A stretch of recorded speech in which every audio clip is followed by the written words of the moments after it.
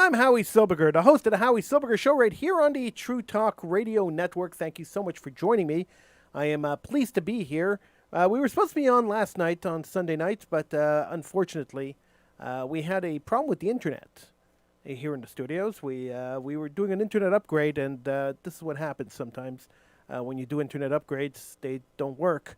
We're still having a bit of issues with the internet, but the internet is good enough for us to come onto the air tonight and to be with you right here on the True Talk Radio Network. So thank you so much for being here, and thank you so much for joining me.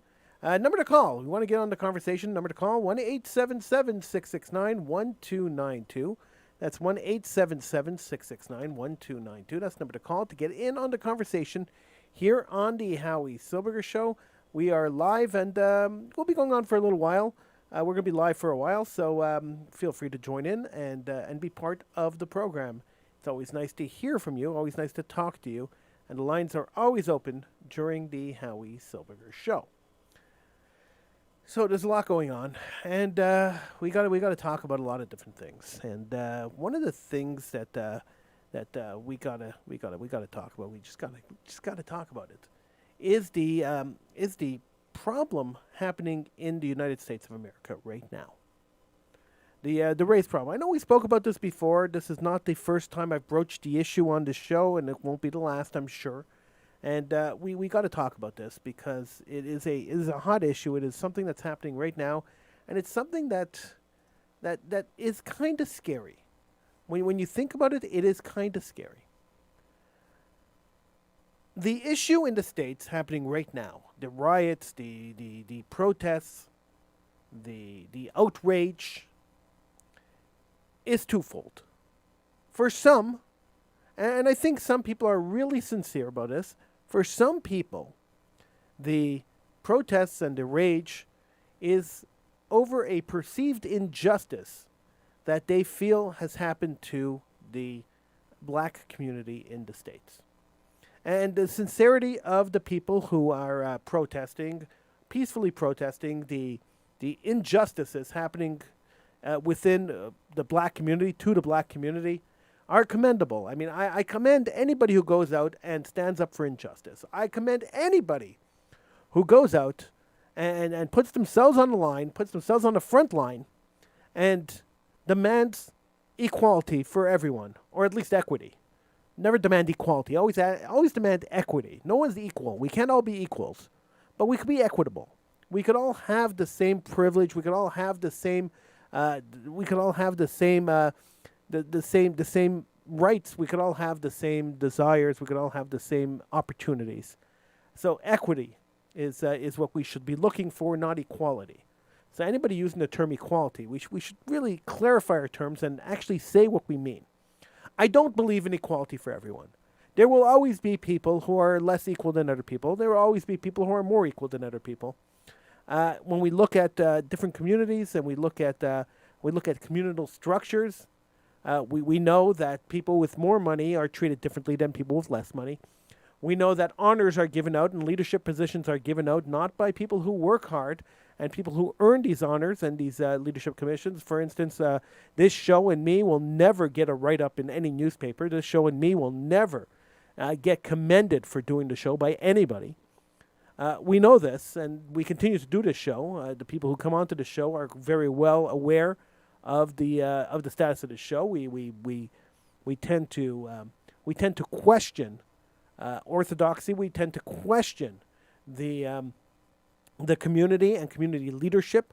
We tend to do that, and by doing that and challenging the leadership of the community, and we've been doing this for almost 30 years, challenging the leadership of the community, we know, I know, Sheldon knows, Mark knows, everybody else associated with the show knows, that we will never be embraced by the community, nor will we ever be loved by the community, and we'll never be the community darling, and we'll never get a plaque on the wall. And I'm perfectly fine with that. I have no issues with that. If I had $5 million behind me, I was willing to give $1 million to some communal organization, then there would be honorary dinners for me and plaques everywhere and buildings named after me. I'm not interested in that. I never was, interested in that. I never will be interested in that. We do the show because we try to forward the truth. And sometimes, most of the time, when you speak the truth and when you tell the truth, people tend to get upset. People tend to not respect the work that you do. So I want to talk about the truth of the protests, the truth of what's going on in the States. This has been, I've been skewered for weeks and weeks and weeks already just for telling the truth. This is something that's happened for multiple weeks. Every time I speak the truth, every time I post the truth on Facebook or on Instagram or on Twitter, every time I say anything that resembles the truth, people tend to attack me, and I'm good with that too. It's all part of the game. It's all part of the political structure. People consider me a peon, and that's fine. You see, this is where the funny part is, because my multiple academic degrees, I have a few of them from university, don't count because I'm conservative. If I was a lefty, I would be a intellectual elite, but because I'm a conservative, they don't really count. Nobody cares how educated I am, because they disagree with my political point of view. But that's fine. Okay, whatever. We'll get off me. I don't want to talk about me. Let's move on. So let's talk about what's going on in the States. Let's talk about what the actual motivation behind most of the protests in the States are. So when we look at the numbers, the statistics tell a totally different story than this radical, crazy, racist organization Black Lives Matter tells. So this organization Black Lives Matters, and we'll get to them in a couple of minutes. They say that there's systemic racism in the police community. This is one of the narratives that they're pushing, quite a few narratives at the same time. But one of the narratives they're pushing is that there's systemic racism in the police community, and that black people are being killed at a disproportional rate, and the police are targeting black people to kill them. This is the narrative, and this has been narrative been sold to us through mainstream media organizations like CNN, the Wall Street Journal, the New York Times. They've been selling this narrative. But when you look at the actual statistics, you realize that the systemic racism that they're talking about isn't really all that systemic at all. If you take a look at 2019, unarmed black people killed by the police numbered 9 in the entire year across the entire United States. Now, this is not a statistic I made up. This is not a statistic I pulled from some conservative, right-wing, crazy, radical website. This is a statistic that was carefully looked at, and I checked the statistic. I did the count myself through the the Washington Post. Sorry, the Washington Post has been keeping a database of police shootings since 2015. All police shootings right across the country. And the database is open to the public, and you could go to the Washington Post and find the database, and you could do the numbers yourself. And if you take a look at the numbers that the Washington Post, you cannot accuse the Washington Post, nobody could accuse the Washington Post of being a right-wing organization or a right-wing newspaper. They have never been a right-wing newspaper. They've always been a liberal newspaper. Now they're owned by Jeff Bezos, one of the darlings of the Democratic Party. So they're definitely not a right-wing friendly paper. But looking at their statistics, and I could only assume that the statistics that they're keeping are accurate. I don't have the access to the materials that they have when keeping these statistics. But looking at their statistics, and I went through every single one of them. There was about 8,000 to 9,000 police shootings in 2019, and I went through each and every one of them. I spent hours just reading everything that was written on all of these. There were 9 cases of police shooting unarmed black people. And in those 9 cases, by the way, there were plenty of cases of police shooting unarmed white people that nobody seems to care about. And there were plenty of cases of police shooting armed black people, or black people who were threatening police officers or threatening other people or threatening public safety. Plenty of cases of that, and plenty of cases of white people being shot, probably equal amount of white people being shot as black people being shot in police shootings. But 9 black people, and I didn't do the count of how many unarmed white people were shot, but 9 black people were shot in 2019 by the police. In each of those cases, with the exception of one, the police officers were held accountable for the shootings, In most cases, I think in 90% of the cases, they were put up on trial. The results of the trial aren't listed on the website, and I didn't look them up. But in the 90% of the 90% of the 9 shootings were prosecuted. Now, if you consider the millions of interactions the black community and every community has with the police, and you take a look at the sum of 9 for the entire year, 9 shootings of unarmed people for the entire year, it's hardly systemic that police are shooting unarmed black people. It's not systemic at all. 9 people in 1 year is not a systemic problem. Now, is it a racist problem? Well, that's a good question. Is it a racist problem? It's possible. Once again, I can't make that call, and I said this before, and I'm going to say it again. We can't make the call that there is a systemic problem with police in a certain community without knowing the statistics, and nobody has come up with the statistics, which is shocking in this discussion. So, statistically, we have to know, there are a couple of elements of statistics that we must know before we can make an informed decision on whether this is a systemic problem, a racist problem, a procedural problem. There are factors that have to be known. So one factor is that you have to know what the crime rates in different communities are. The reason you have to know what the crime rates of different communities are is quite simple. If the police are spending a particularly longer time in a certain community because the crime rate is higher in that community, then we cannot say that the police are picking on that community. That's not true. That would not be a valid argument. It would be an invalid argument because the police are there because there's a lot of crime there. So if there were less crime in the community, the police wouldn't be in that community. Now, the longer the police stay in a certain community, the more interaction the police has with that community, which would mean that the more interaction the police have with the community, the more chance that the police would end up shooting somebody or end up in some kind of physical altercation within that community. The longer you stay somewhere, the more chance you have of getting into trouble in the place you're in. Now, let's talk about that's one factor. So what is the crime rate? Second factor is what proportion of time do police spend in different communities, and why do they spend that proportion of time in each community? This is something we have to know. And the third thing we have to know is what is the racial element of the police departments that we're talking about?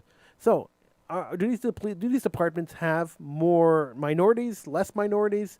Are they integrated police departments? Are they solely white police departments? Some police departments are majority black.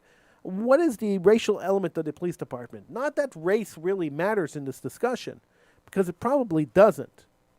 I believe that the entire idea of this race war that has started right now is a pretext. But I'll get to that in a couple of minutes. Right now, these are the questions I would ask if I was going to make a statistical analysis of is there systemic racism within a certain organization. So, how long do they stay in the communities? Why are they there? What is the crime rate of the community?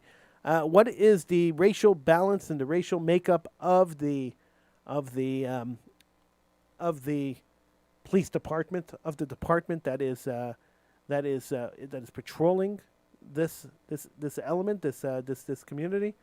So these are the things I would have to know before I would be able to make a judgment on whether this is systemic or whether this is just something that happens because they are there more proportionally than other places.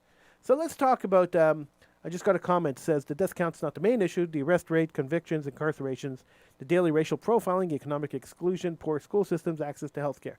Okay, so now we're talking about a whole lot of other issues.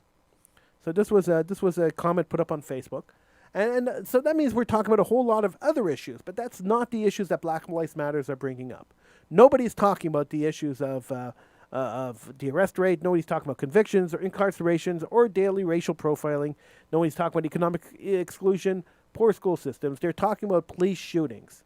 They're talking about police shootings, systemic racism in the police department. This is what we're hearing. This is what they're talking about. This is what they're writing about. Or are they? I'll get to my theory in a couple of minutes, but this is what we have to believe that they're writing about. This is what we're told that they're writing about. So, but I want to address these. Let's take a look at the one by one. Let's take a look at these one by one, because it's a good point, and let's talk about it. So, and I invite you to join in the conversation. It's not a monologue here, so you can feel free to call in. If you agree with me, disagree with me, whatever, feel free to call in. Number to call, 1-877-669-1292.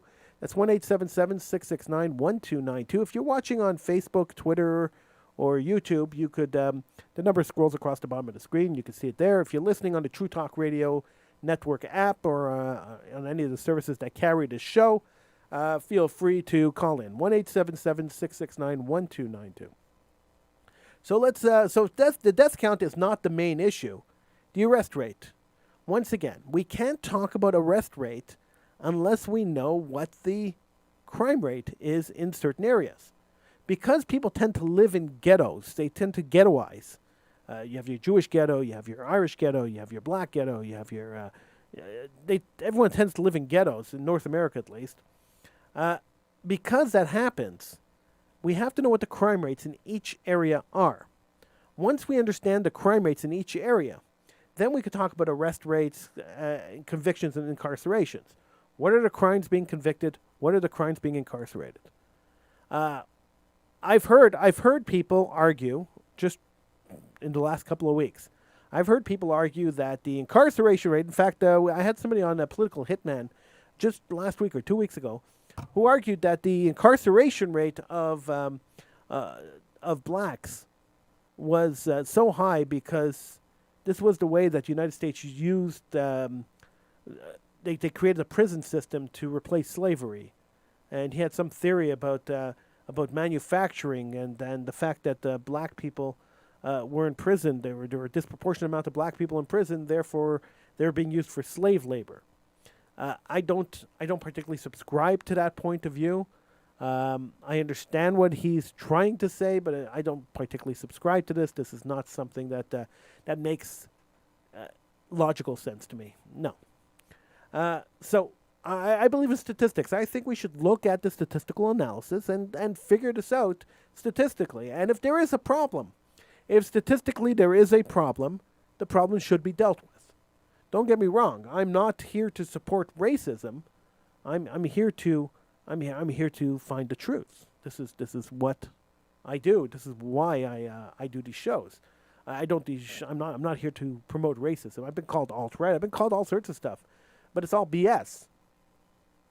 If there is a systemic problem with racism in society, it must be dealt with, and the way to deal with it is through education. Period. Education is the only way to solve a systemic problem of racism. There is no other way to do it. Teach your children not to hate, and your children will not hate. No baby is born with a preconceived notion of what the world is or what the people in the world are. And if you teach that baby to be open-minded, you teach that baby to be accepting, you teach that baby to love your fellow man, then you've solved the racism problem. Period. There is no racism if you teach a generation of people not to be racist. So, when people tell me, oh, being anti-racist is not enough. No, you have to be proactive. You're right. And being proactive means that you're raising the next generation of children to not believe in hatred, to not push some kind of ideology that would promote hatred of other people. 100% right. And so that's really what the goal should be. That's really what we should be working towards. Now I have to apologize to the people watching on YouTube and Twitter and Facebook that there's a little bit of freezing going on the show. The reason for that, as I said, we've been experiencing a little bit of internet problems. Our internet upgrade didn't go as smoothly as it should have. Hopefully in the next couple of days it'll be solved, but right now we're going to have to live with a little bit of freezing here and there. So I apologize for that. 1-877-669-1292 is the number to call. 1-877-669-1292 to get in on the conversation. All right, so economic exclusion is baloney. There is no economic exclusion. Period. None. Everybody has the same opportunity to be advanced in society as anybody else. If you're going to tell me that there's economic exclusion, that somehow the economic system is biased against anybody, I would agree with you to a certain extent. But the bias isn't against skin color. The bias isn't against ethnicity. The bias is against poor people. I'm not a particularly rich man, and I don't have the same economic opportunities as somebody who is a lot more wealthy than I am. I don't, and I never will. I will never be the CEO of a major corporation. I will never be the richest man in the room, and I will never get the honor of being the richest person in the community. That's never going to happen. And I say honor very sarcastically, by the way. So that's not going to happen. Nobody's going to put my name on a building. That's for sure. But at the same time,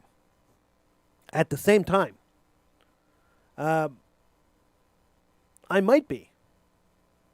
At my age, it's kind of doubtful. I mean, I could get lucky. But if things would have gone differently, if I would have worked in a different field, if I would have worked harder, if I would have made different choices in my life, it is potentially possible that I could have risen to the highest echelons of politics or the highest echelons of business. That's purely based. My failure to do that is based on the choices in life I have made, and solely on the choices that I have made. I am in full control of my destiny, as is any other person living in North America. They are in full control of their destiny. White, black, blue, green, yellow, purple. Full control of your destiny. This is a capitalistic society. This is a society of dog eat dog. Do we start off on the bottom? We do. There are plenty of guys who started off really poor and made themselves really rich. There are plenty of guys who started off with zero power and rose to the President of the United States. The last President of the United States was a black man. That should tell you something about economic exclusion. He's a millionaire black man. He was the last President of the United States. We are not talking about a racist. There's no systemic racism. Black people, white people, and every other person could get as far as they can by working hard and being lucky. I haven't been that lucky. I'm on the bottom of the rung. Other people have been much more lucky than I have. They're on the top of the rung. It's simply the way it works. Excuse me, it's a little dry in here.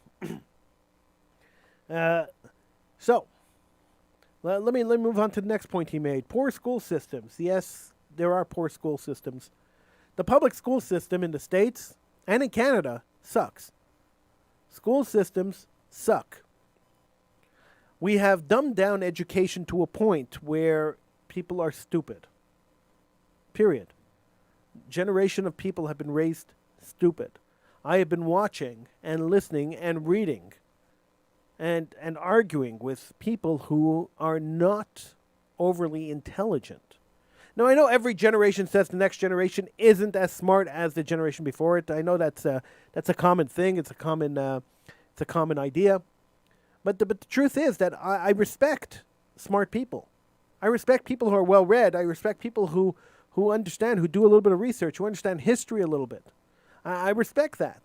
But when I see people ripping down statues, and we'll get to statues in a minute too, but when I see people ripping down statues of the men who emancipated the blacks, people who signed the Emancipation Proclamation, people who were in Congress and in the Senate who passed legislation stopping slavery, and they're ripping down the statues, it kind of makes me go, what? Education should be taught much better. there should be a much better education system. It should be worked out a lot better than it is now. Teachers should be better trained. The curriculum should be a higher standard in both public schools and private schools. We spend way too much money on military and way too much money on diversity. We should be redirecting some of that money into education and ensuring that the next generation of people being brought up through our education system have the tools to be able to run society better than we ran society. And right now, that doesn't seem to be happening. Society is not being run properly. Family values, morality has been thrown in the toilet. That has to be brought back. The only way to have a stable society is to have stable people. The only way to have stable people is to have some system of moral values. And that's what religion does. That's what society does. Teachers should be paid more money. And I say that as a teacher. I'm telling you, teachers should be paid more money. The amount of work that teachers put into it should be a revered position. When you think that the average plumber a year, and I'm not disparaging plumbers, they work very hard, but the average plumber a year makes thousands and thousands and thousands of dollars more than the average teacher a year. One has to wonder why people choose the teaching profession. Why, tradesmen make a lot more than professionals, especially teachers. Most other professionals make a lot more than teachers. And teachers are responsible for training the next generation of citizens, responsible for shaping the minds of our future leaders. And they're treated like garbage, and they're paid like garbage. And this is part of the problem. And this is part of the problem why a full generation of people were raised ignorant. It's sad. It's sad, and it should be changed. So if we really want to make changes, marching down the street, taking over blocks of the city, burning down buildings, looting Foot Locker, is not going to change the system. You want to change the systemic problems in our system? It's not racism. It's a lot of other things. Racism may be a small part of it, but there's a lot of problems in the system that have to be changed. And focusing on one small element of it instead of the big picture is not going to change things. So we'll take the Dukes of Hazzard off the air. We'll take Gone with the Wind. We'll throw it in the garbage. It never existed. We'll erase history by removing all the statues in the world. But the system will still be broken. We must work hard to change the system. And the only way to do that, by the way, is not rioting in the street. It's not that calls attention to it, that brings it to the front of the agenda so people talk about it. But that's not the way to change it. You want to change the system, there's only one way to do it. The only way to change the system is to be part of it, to join the system, change it from the inside. Now I know system, when you get into the system, the corruption of the system is very enticing. And a lot of people who come in with the motive to change the system suddenly find themselves corrupted by the system. So you got to have a strong backbone. You come in and you change things. You got to run for public office. You got to get involved in organizations that lobby the government, and you got to really work hard. Nothing happens overnight. Pulling down a few statues isn't going to change hundreds of years of a broken system. It's not going to happen. The only way to change it, as in anything else, is to change it from the inside.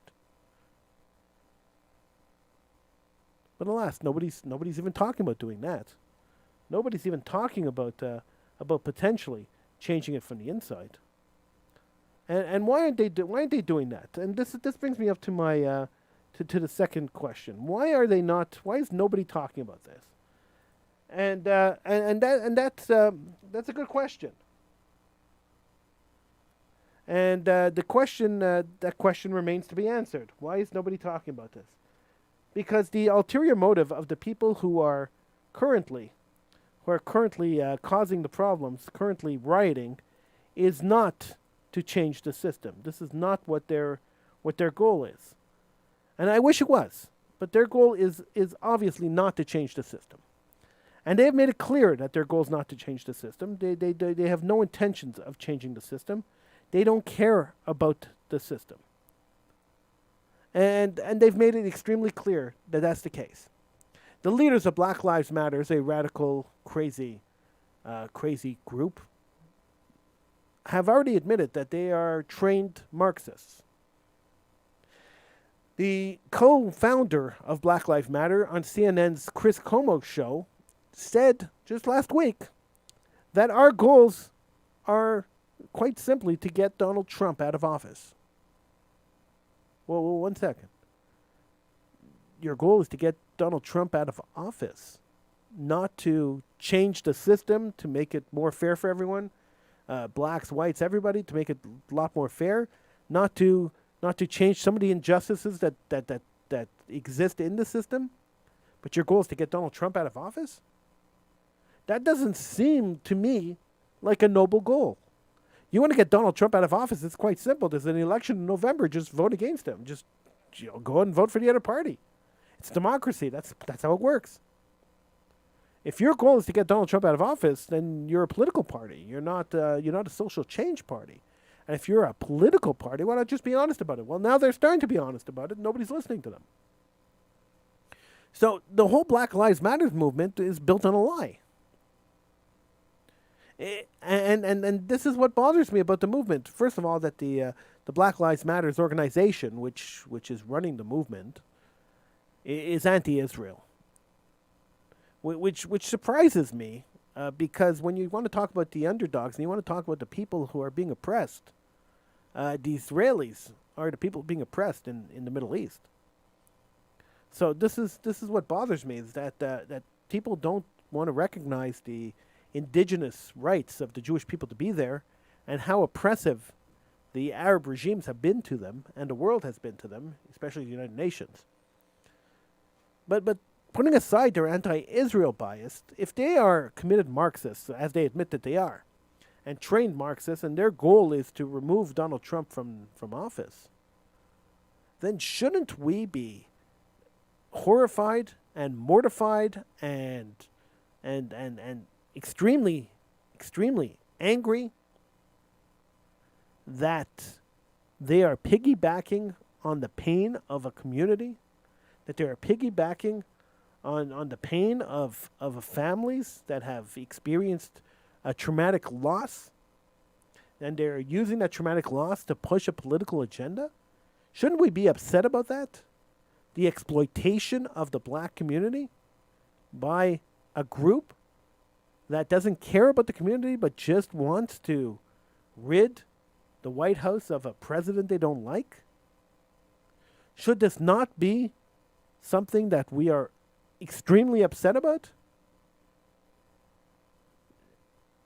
I'm just at a loss of words to express how angry it makes me when I think about the fact that they're using a community and using the pain of a community to push a political agenda. And not because I'm a Donald Trump supporter, not at all, but because I think it's wrong. And you always have to call it wrong, and this is wrong. Think about it for a minute.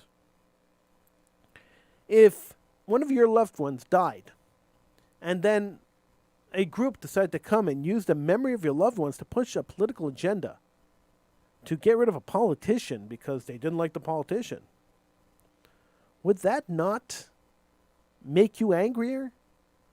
Would that not just piss you off? Because I know it would piss me off. And I don't understand how this is allowed, how people just sit back and allow groups like Black Lives Matter to go about and exploit the blacks and the whites the way they are. And the people who are protesting for Black Lives Matter, the people who are raising money for them, the poor white guilty, people who feel guilty as white liberals, these people who are raising money and supporting those people, not these people, those people who are raising money and supporting Black Lives Matters because they have white liberal guilt and they feel that this is doing something for them. why do they not believe the leaders of Black Lives Matters when they say that this is not about the saving of black lives? It's not about systemic racism. This is about getting Donald Trump out of office. I mean, look up the clip. It's on YouTube. The leader of Black Lives Matter spoke to Chris Cuomo just a few days ago, and that's what she said. So I don't understand how people could be jumping on this bandwagon without understanding the true motivations of the organization involved. And I don't blame them. I mean, look, if you're a white liberal and you feel guilty because of your skin color, which is ridiculous, but if that's the case, well, then fine, go about doing what you have to do to make yourself feel good. But if you really want to change the situation for anyone, blacks, whites, or anybody else, you have to get involved in politics. You have to be a politician. Get involved. Get into Parliament. Get into Congress. Get into Senate. Go out and do something. I mean, it's great to post a black spot on your Instagram account. It's great to post a black box on your Facebook account. But without actually doing something, it's just a wasted effort. Now, I want to talk a little bit about the brands that have decided that they're going to change because of these riots that have been happening. So, Aunt Jemima, Uncle Ben's, Aunt Jemima pancake syrup, Uncle Ben's converted rice, Mrs. Butterworth's pancake syrup, what was it, Quaker Oats, the chef on Quaker Oats, moon pies. I know. A lot of people are very sensitive to this imagery, and see this imagery as racist. And I understand that.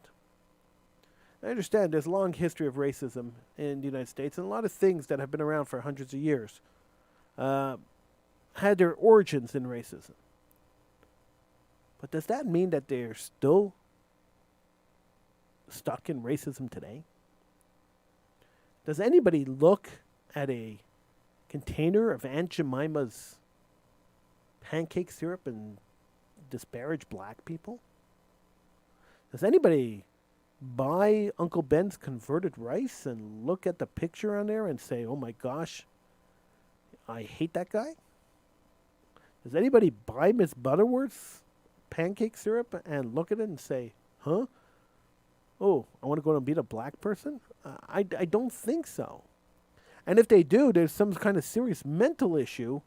It's not a racist issue, it's a mental issue. I understand that the imagery means something to some people. But maybe after 270 years, maybe after 300 years, we should let up a little bit. Now, I know people are going to say, how are you a hypocrite? You don't buy German cars because the Nazis killed the Jews. And people are going to say that to me. And I'm going to say, you're right, I do not buy German cars, but it's not because the Nazis killed the Jews. That is not the reason I do not buy German cars. And I will explain why I do not buy German cars. I'll explain why I do not buy cars named after Nazis. 1-877-669-1292 is the number to call. 1-877-669-1292 if you want to get in on the conversation here on the Howie Silbiger Show on the True Talk Radio Network. We are being broadcast live right now on the True Talk Radio Network app, which can be downloaded from your favorite app store. We are also live on Facebook, on Twitter, on Periscope, and on YouTube. Feel free to call in North America, right across North America. The call is free. 1-877-669-1292. So let me tell you why I don't buy German cars, and it's quite simple. I know that the car companies are now under the ownership of other people, that none of the car companies that took part in the Holocaust, and there were a bunch of them that did, from Volvo to Mercedes to a whole bunch of car companies that took part in the Holocaust. I know that the majority of them, with the exception of Ford, which supported Nazis in North America, but then recanted his support of Nazis at the end of his life. I understand that these car companies are owned by other people, and they're not really the same companies they were, say, 80 years ago. I get it. But I won't buy a car, I won't drive in a car that memorializes the name and perpetuates the memory of the name of somebody who was involved in the Holocaust. So Mercedes and Porsche, Hugo. I won't buy Hugo Boss clothing. Certain elements of clothing and products, I won't buy. I won't buy beer aspirin, because these companies perpetrated the Holocaust. They were part of the perpetration of the Holocaust, and I wouldn't want to. I wouldn't want to enhance and to glorify the name and to continue to help spread and the glorification of the name of former Nazis. So this is why I don't buy Porsches, and I don't buy Mercedes, and I don't buy Volkswagens, and I don't buy BMWs, simply because I don't want to perpetrate the names of companies and people who perpetrate the Holocaust. Simple as that. So I choose not to buy that. I choose not to buy those kind of cars. Now, does that mean that the cars are bad cars? No.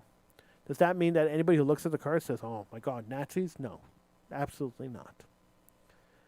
Could I take that theory of me not buying German cars and apply it to, let's say, Aunt Jemima pancake mix, and put myself in the shoes of of black people who are 200 or almost 300 years away from slavery?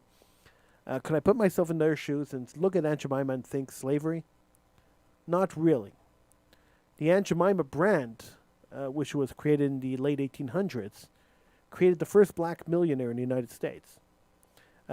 It celebrated black culture, let's say, at the time. And I would not place my moral values of 2020 on people of 1950. I can't judge people in 1950 based on my moral values of 2020. So, simple answer: no. Was the pancake mix involved in somehow involved in the persecution of black people in the United States and the propagation of racism? No. Was the black was it a perpetrator of slavery? Did they import people from Africa and bring them to North America to become slaves? No. So changing the name in 2020 is a symbolic virtue signaling gesture, and I'm not much into these gestures. As I said before, the way to solve problems in today's society, the way to solve this problem, and it's deeply embedded in society. If you believe that it's deeply embedded in society, that there is some kind of systemic racism, there's some kind of systemic problem, and we know there are systemic problems. I wouldn't say racism is one of the big ones, but there are other systemic problems that must be dealt with. In order to deal with those problems, the only way to do it is to get into the system, to get yourself elected, and to work the system from the inside to change it. Now, when we look at the Democratic senators and Congress people who are driving themselves crazy trying to virtue signal, you realize that they've been in office for half a century. Like, many of them have been in office for half a century, 3/4 of a century, and have done nothing to change the system. You have to ask yourself, well, why do they keep getting reelected? Is it because people just don't care? And that's probably what it is. Apathy is rampant across society. Sure, today we see 100,000 people in the streets. Last couple of weeks we see 100,000 people in the streets, and in the next 3 weeks we'll see nobody, because it's tapering off. Even the protests yesterday and 2 days ago didn't draw the numbers it drew 3 weeks ago. So this is human nature. People get in on it, and then they get tired of it, and they move on. And that's fine, too, because that's human nature. But if you want to implement real change, get involved, do something. Don't just complain about it. Change it. Work hard. Change it. 1-877-669-1292 is the number to call. 1-877-669-1292. This is the Howie Silbiger Show right here on the True Talk Radio Network.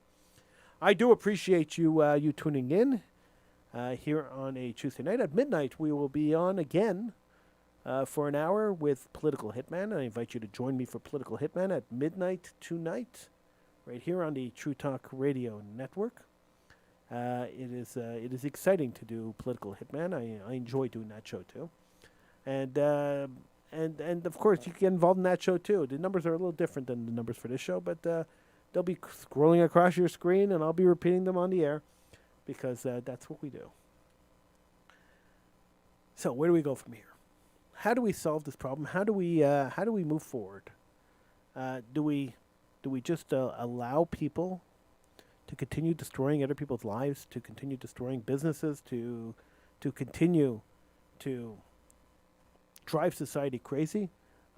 No, we don't.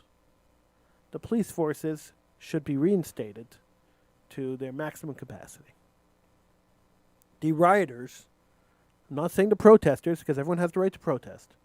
The rioters, the people causing problems, the people using violence, breaking into stores, stealing and robbing banks, these people should be brought to justice. They should be arrested and should be brought to justice.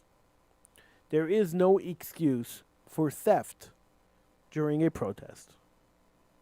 Civil disobedience, I'm all for civil disobedience. If you feel there's something wrong, get out there and fight for the change. I'm good with that. I have no issue with that at all.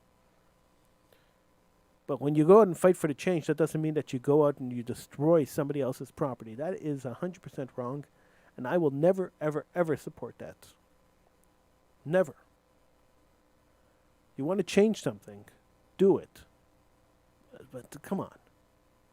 And those people who are out there for real change, those people who really care about the issue and are out there for real change, and I'm sure, I'm 100% sure there are sincere people out there who really want change and who really want to see the system change and the system to be more fair to everybody.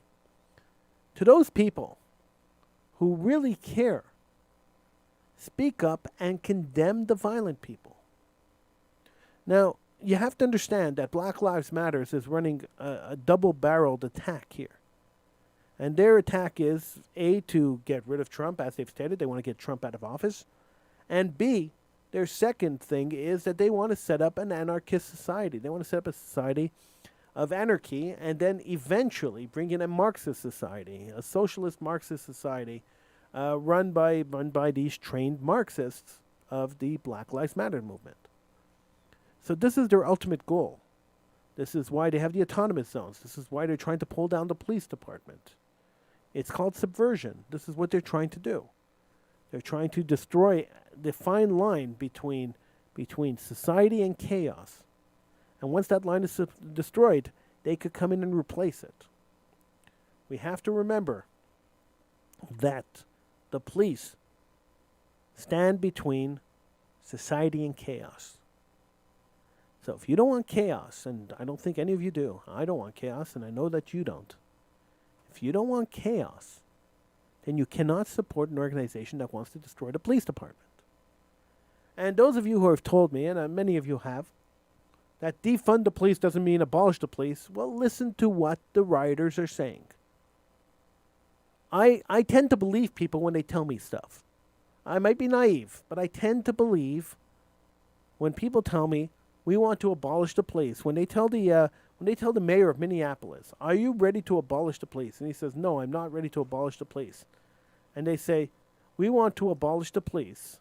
We want no more police." And this is what they say. And this is what they said in Minneapolis. This is what they told the mayor during a protest there. They said, "We don't want no more police." I believe them. I have no reason to doubt them. They are saying this because they believe it and this is what they mean. So why would you doubt them? Why would you think for a second that they were lying to us? And this doesn't make sense to me, and it never made sense to me because I've talked about this before in the Arab-Israel conflict. I've talked about this in a lot of different elements. of life that we've discussed on the show. I've spoken about this, and I didn't understand it then, and I still don't understand it. I want to know why we do not believe people when they tell us the truth. The Arabs have been clear in Israel saying that we do not want peace with Israel. We are not going to make peace with Israel. We're not going to negotiate with Israel. We don't want peace. We don't care. We don't want it. And every North American leader and every leftist in North America says, oh, well, that's not really what they meant. Well, of course it's what they meant. It's what they said. They say what they mean. We have to believe them. Why don't we believe them? And when Black Lives Matter says we don't want to defund the police, we want to abolish the police, why wouldn't I believe them? When they tell the mayor of Minneapolis, are you ready to abolish the police force? Now, that doesn't mean defund. That means abolish. We don't want no more police. Believe them. They want to put the society into chaos so their Marxist leaders, their trained Marxist fighters, could go in there and could take care of the problem. This is what they want to do. So don't think this is about race. It's not about race. It never was. This is about subversion. It's about taking over society. It's about destroying what we know as a free market society and replacing it with an element of socialism, of radical socialism. Now, if that's how you want to live, you can move to Venezuela. It worked out well for them. I'm Howie Silbiger. This is the Howie Silbiger Show right here on the True Talk Radio Network. I want to thank you for tuning in.